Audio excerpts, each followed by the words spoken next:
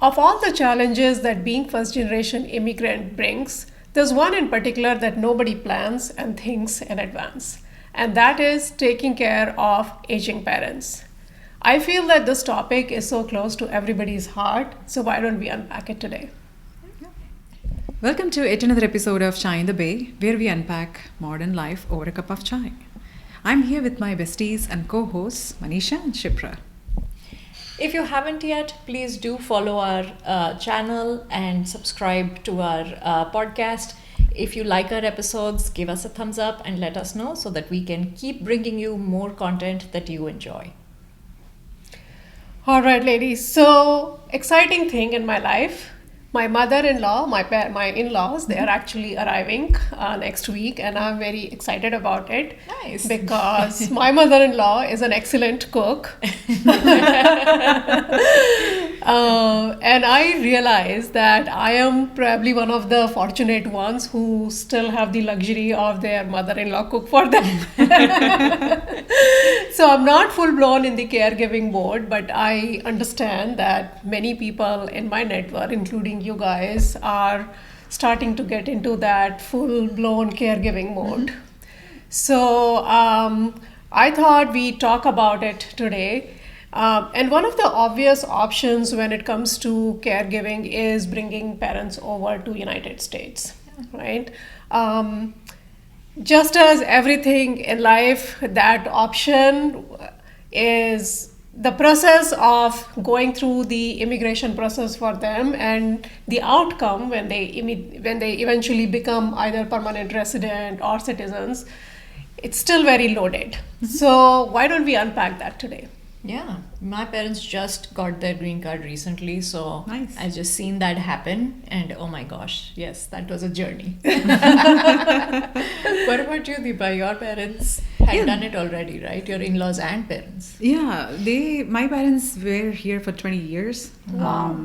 So we, and they are at a little older side. So we had to actually move them back to India a couple of years ago due to caregiving issues here, which we'll talk about eventually. Yeah. Yeah, so I guess that's what. So why don't today let's focus more on the, bringing them here as an option. Then there are other options as well, for example, letting them stay in the home country and arranging some kind of a professional care over there. There is also, I've started to hear people in my circle and my family talk about assisted, care facilities as well. Yeah. So maybe we can talk about each one of those in a dedicated manner. But today, let's just talk about, bringing them here and how does that work out. Yes, let's do it. Okay, so why don't we start with the process itself, the green card process. I don't know, for me, it was a long journey. I also did that process during COVID years. So there was an additional, as it is, there is a significant amount of backlog, as we are all aware of, but then doing and going through the process during COVID brought additional lack of transparency, slowdown, etc. But I'm on the other side now, so thankful for that. What was the trigger? At what point did you decide that now is the right time to get your parents or to have those talks with your parents about coming here? Because in general, parents are very, we can visit you, we can come and stay with you for a temporary period of time, but in general, they don't feel excited or willing to go through the, the green card or citizenship process. So what was the trigger for you? For my oldest sister, the motivation was to, the family values of they've taken care of us, now it's our turn. So, But she just realized that one day. No, she had been trying, like her in-laws, they had done the same process for her in-laws, so they were living there. With convincing my parents, it was a little bit harder because, our societal norms of, we don't want to live in our girls' or daughter's house and things like that, right? Yeah. So there was a lot of convincing that it took for my sister to do that. The other things that was happening around the same time for them was also, they were seeing a lot of their friends and extended family where only one parent was left, right? Yeah. Like, obviously, that is the realities that every family has to deal with. And so that's sort of the future planning of, if we come across a situation, it's better to do Prepare these things for it now and be ready to handle anything, instead of having to have a rush or any issues at the last minute. So it was more preparedness in that sense, but of course she wanted to keep the family together. My second sister has been taking care of them in India, so she wanted to sort of also take some of the responsibility over here. A big motivation for her was like, her family is, she wants to show her kids that this is how Indian values are, or our family She's planning values for are. her own future. Yeah. So instead of just talking the talk, showing them what it looks like, we are doing it for our parents. You need to do it for us. Oh my God, okay. That's a lot of pressure. Yeah, that is interesting. So it's more, I think it's more passing down those values than anything else. So, yeah. What about you, Deepa? What was the trigger for you? So, first let's acknowledge the fact, right? Like staying back in home country by themselves versus becoming dependents here, it's a huge change. And the second thing is, when do you want to do it? Like if you do too early, that is also, that can be hard. Sometimes people don't think about that in the moment. That can be hard for the kids' families, because your family value as an immigrant here is a little bit different, and it's not the same as in back home. And so there are some things to consider.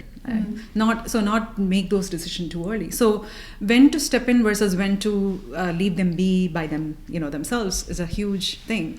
And few things that come to my mind are, first thing for safety. Like are our parents, depending on the age and their health, are they like in a fall risk position? Are they driving? Have there any incidents happen? Do they forget? Like I know some of my friends' parents, like they leave the door open or they leave the stove on, things like that. Like, are there safety concerns? That's number one. The second thing is health management. Okay, given the age and whatnot, are they able to communicate to the doctors themselves and stay on top of their, take their medicines, remember all those things, right? Health related. The third is financial. Okay, are they able to pay their bills? Are they vulnerable to scam? Or they how can we help in that?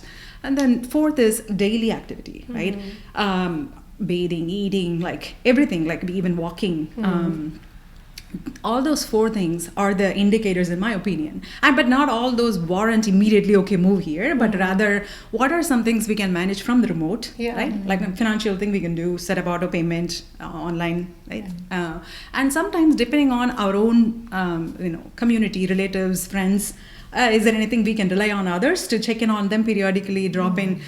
Sometimes we don't have. In my family, we didn't have anybody like that, right? So those things also matter when we decide, right? And if you have none of those, and if they are really safety concerns, or if the daily activities, basic activities are being hindered, I think that's when it is like, okay, now they have to become dependents instead of. But until those things factors, I think we can watch them. It's like raising the kids, right? When they try to learn or walk, we don't immediately help, even if we think that they're going to fall down, right? We are watching them, we are side protecting. It's a similar thing. We need to watch our parents be there, independent. And when the moment comes that, okay, this is not, then we recognize the trigger. And that's, so that's basically the children have become the parents. That's a full cycle. But the thing though is, like, you cannot say this. This is a implicit thing. This is not something explicit, because at least in my case, like, my parents still don't like the idea of thinking that they are somehow dependent or they are being taken care of, because they have been parents for their entire life. They still think of them as that, we know what we are doing. We are the mature ones here. You are always the kids. So those are great points, ladies. So it seems like just kind of planning in advance a little bit about, what might happen in future, or from a safety and security and independence point of view, you can start to see some of those signals. Similar thing happened in my case as well. For a very long time, my parents pushed back on the idea of even doing the green cards. Family members also dissuade them because, when you are retired and you're enjoying your life, you don't always want to even think or be reminded of that there is something else, there's another stage of life after this. So you feel like, this is all nice and dandy, we are living our life, you're living your life, we are just going to continue in this mode. And then my dad had an ailment, and me and my brother, we were making trips to India to take care of him.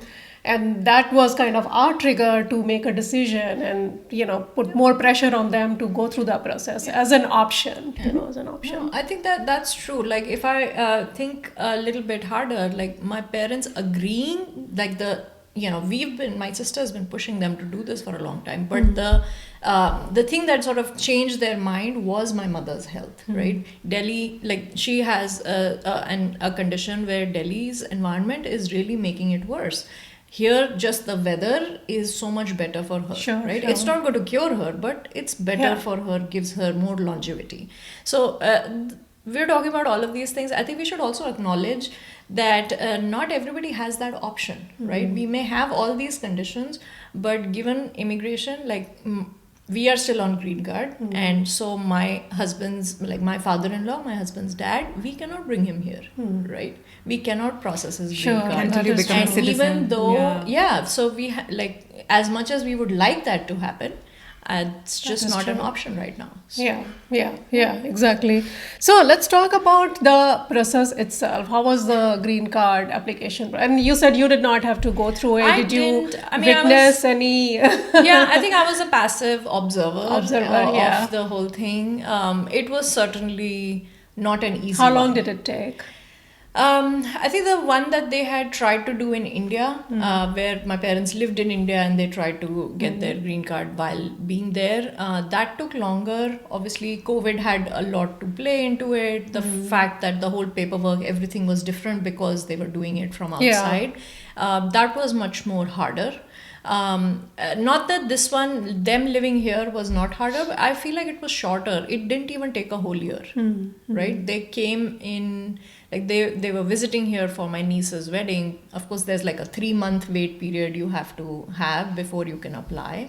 So they did that, and then once the application went through, it was within less than a year, I would say. What about you, Deepa? It's been a while. So both my in-laws, they've been. So the process was different back then compared to now. Really? It was much. I think it was simpler and faster. But currently, my understanding is it takes anywhere from 12 months to 22 months. So I'm surprised to hear yours is less than a year. Yeah. So in fact, I would say 6 to 8 months is what I like. Thinking about it. So I did it for my parents. I sponsored my parents. By the way, the idea of applying the green card is you're not only going through the process of and there's tons and tons of paperwork involved, tons and tons of paperwork, but you also assume the financial responsibility for them, essentially, because the US government wants to ensure that they will not be burden on the broader population, and that there are people who can support them. Absolutely. And I think that's also another thing, right? Like you may have all of the ability, you are the citizen and everything, but if you cannot financially you're not in a position to support financially in a state to support them, it's not going to happen, right? So one of the interesting things again that happened in my parents' cases, there is all this paperwork, and the paperwork is I don't know, for you it was like 20 years ago, but they need birth certificate and marriage certificate. Now my dad was, I don't know, like he was like 65, 70, something like that. That generation does not have birth certificate in India. It's not a norm. Not at all. So imagine when you are 70-year-old and you have to go and get a birth certificate. Okay. But here is a good thing that came out of it. So in order to get his birth certificate, he had to travel to the village where he was born. Oh, wow. Because he had to go and get the birth certificate. So in the process, he had the opportunity to go back to his roots, see that area. I don't think maybe there are some remnants of the house left where he was born, but like being in that surrounding, I felt that even though it was very burdensome for them, but that travel, having that opportunity, it was a good thing. It was like a boon in disguise, because he felt really happy about it, going back to his village where he was born. Same thing about the marriage certificate, we were like, you guys are finally bound together. Now you get it. Now you're certified. Now you're certified. All these years. I agree. I think the paperwork was probably the hardest, and it was more difficult because my dad was born in Pakistan. Oh, really? So, like, he during the partition time, he traveled to now India. And so paperwork was a non-existent thing. Oh my God, I can't even imagine. I don't even know how many hoops they had to jump to get all this paperwork done. I think it was more get this affidavit, get this, notarized, I don't know what all. I think where they got finally stuck, was during the process, we would keep getting questions.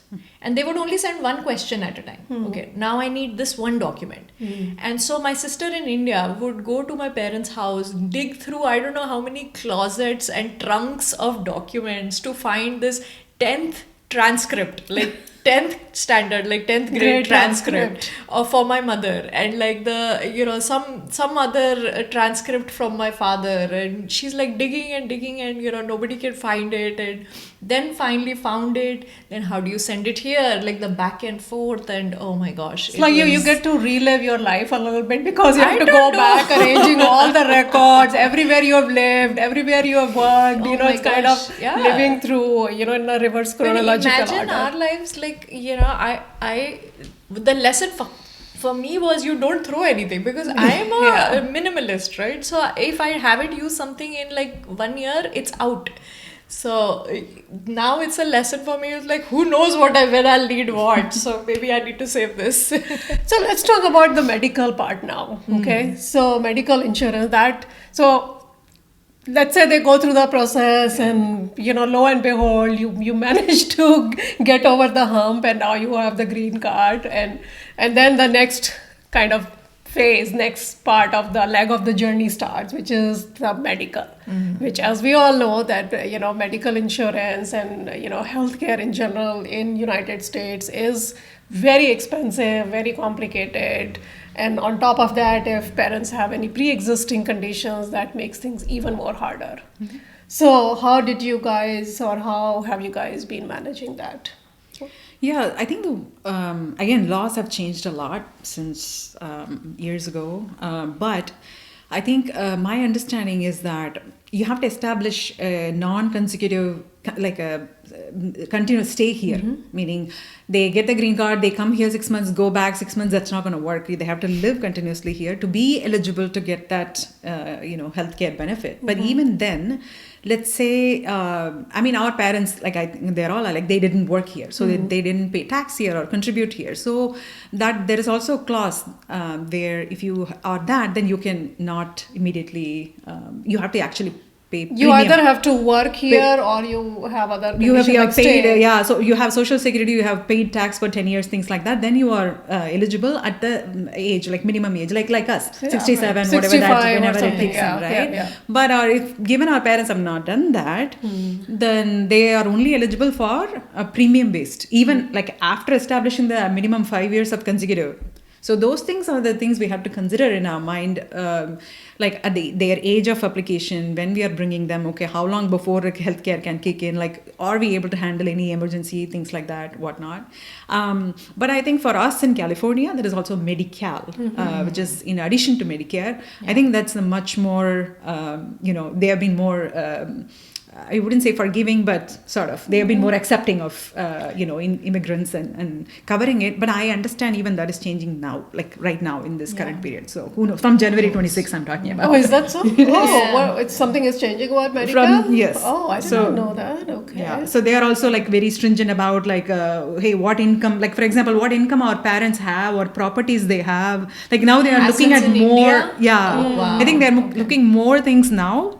So we have to check the latest criteria has to become really more understand. stringent. Oh, Okay, wow. interesting. Okay. Yeah, because medical, like my in-laws have medical, and then there are other elderly in my family. They also have medical, and in general, the coverage is pretty good.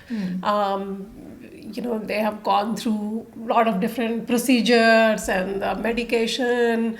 Your hearing devices, etc., etc. So the coverage has been really, really good. The other good part of Medicare, and maybe this is a function of being in California, is that we also have a PCP, primary care physician, who's Hindi speaking. Yeah. So yeah, so That's nice. yeah, so now she is like the family PCP for elderly. That's nice. I didn't realize that. Yeah. So she understands, and like some of the way our parents like to be treated, they have their own. In India, everything is about jugaad, right? Literally. So they do their own medication. They are their own doctors, literally. I think this is what is going on with me, and if I take so and so, I'll be better. And you go to the pharmacist, and It you is not tell- just that. Like, because of the language, it is also easier for them to be a little bit independent here. For example, Yeah. you can get taxi free of cost or very, very nominal cost, so they can go to appointments themselves, talk to the doctor themselves. wow. On the contrary, if there is not a same language speaking doctor, then we are, whoever is caregiving, we are taking them to every appointments, every conversation we are looped in. That's a lot. Yeah. But I'm curious. There is a taxi service Yes. that takes elderly to Yeah. appointments. Which is that? Uber? No, not Uber. I forget There's the like name. a special one There is through some. Handicap? It is some cab. Yeah, It's a government? It's also through insurance whatnot. So I forget the name right now. I can share it later. But you have to call them up ahead of time. Your appointment, schedule it, and they will show up and give the call. And so my father-in-law is That's awesome. independent that way in some sense. that is But interesting. then it doesn't make it harder. Okay, maybe I'm a little bit of a control freak, but does it make it harder for you as the children then to stay looped into their health? Like, Not how do really. you as a caregiver? No, our numbers are there, right? So if they need to inform something, they will call us directly. okay. That's one. Second is, all these things are in online My Health Online app Yeah, and everything. right. So you get added to Yeah, so them, we get right. notifications. But I did not know about the cab service. Yeah. I think that is really good if that is, because I spent a lot of hours, just like taking my parents, and I don't have to do as much for my in-laws because it kind of distributes, between me, my husband, etc. But yeah, cab service is good. Should Yeah, I definitely should share check that it with out. my sister. I see her. She's usually the one taking care of her mother-in-law and my parents now.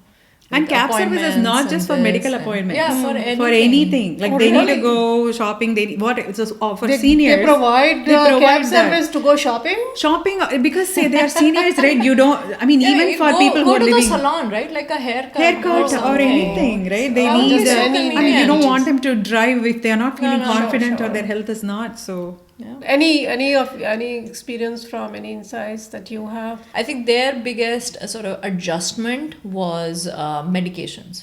So when they came here, they were taking medications from India, Yes. and now to figure out what the similar medication is, but then it's not like you said, right? India, you just call the doctor, or the pharmacist, and they'll send the medicine. Here, you have to make sure the doctor has prescribed it, or you have to request the refills, and so I think that adjustment took a little bit of time. But once they got there, it was okay. They got lucky that the similar medications also suited them. Like, I think that's been a challenge for my parents, is not every medication works for them. Yeah. So the new medication, if we were a little bit scared whether it's going to work or not. Yeah, that I remember sitting in the doctor's office for that thing where I took like all the medicines. You have to make a note of every single thing, and then they look up those medicine names. But then I think they can hardly find like 30% of them here. So ChatGPT was so good because my mom was struggling with that, and then all she did was here's the list and here's the medication I got. I put it in ChatGPT and it did a map. campus, like told me, here it is, this is the best one. That is a good one. Okay, yeah, ChatGPT for that. Technology. Because then the nurse has to do it in the doctor's office, and they I don't know what they do, but like they got all confused with the number of medicines and comparing the ingredients, and they keep getting lost. So that is a good one. By the way, so when it comes to medical, so your parents were on Medicare. My parents live with my brother. So my brother got it's from the marketplace. So now there is the Affordable Care Act. So through that provides a marketplace where you can compare various plans and you can procure a insurance from there. But yeah, there is still, significant premium involved in that. So unfortunately, that is what it is. Yeah. All right. So they go through the process, then there is the medical figured out, and then there is the aspect of the social life. But that is yet another topic in and of itself that we should dig into a dedicated episode. How's the life here? What are the implications to our life, to our kids' life? So there's lots to unpack there. But for today, why don't we wrap up here? Okay. So the thing is, hopefully you found this conversation relatable and some takeaways that can probably help you think and plan about, what is coming up for you very soon if you've not already been thinking about it. And if you haven't, that is totally fine as well. Just like everything else in modern life, this is also one thing which is not perfect. So no point beating yourself over it. Yeah, more than anything else, it's just a reminder that, this comes up faster than you imagine in your life, and you think that you've just gotten here, you're settling in, and before you know, there is this thing that needs your time and attention. And more than anything else, mentally prepare yourself for the emotional and the financial implications of this stage. Yeah, absolutely. And on that note, it's time for Chai Shots, our spicy little rapid fire round where we answer fast, no thinking, no backtracking. Let's do it.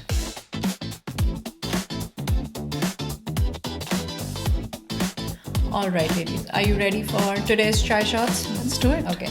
So most of my questions today are going to be this or that style. Okay? So we can go quickly. When your parents or in-laws visit, what's their feedback style? Is it direct criticism or is it passive-aggressive silence?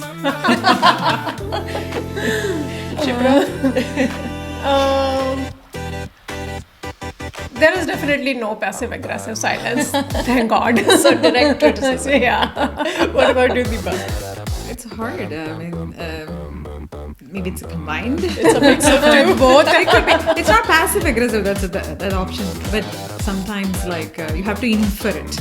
It's not passive aggressive, but you understand it in a different way. They give you enough signs. Yes. To That's how to tell you something is off. Yeah. All right. Sounds good. Okay. What's harder, raising kids or managing parents? Oh, definitely managing parents. Same. That came from the heart. Yes, you cannot yell at them. You have to still make them feel like they are in control when they are not. Okay, what is more stressful? Visa paperwork or everyday conversations? It's not. I mean, again, not everyday conversation, but yes, like. How long you're gonna do this caregiving, right? And all aspects of caregiving. That can be more difficult than the visa process.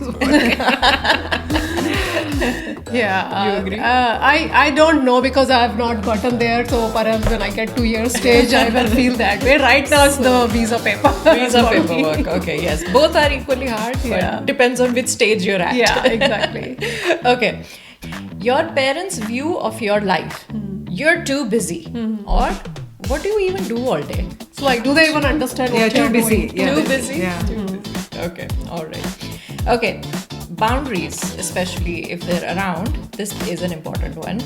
Do you set them clearly or do you hope that they magically understand? That is a hard one. I think you keep hoping that they magically understand. I don't know if, there is this thing about setting clear boundaries. So no talking to them and telling them, no, not this. What about you?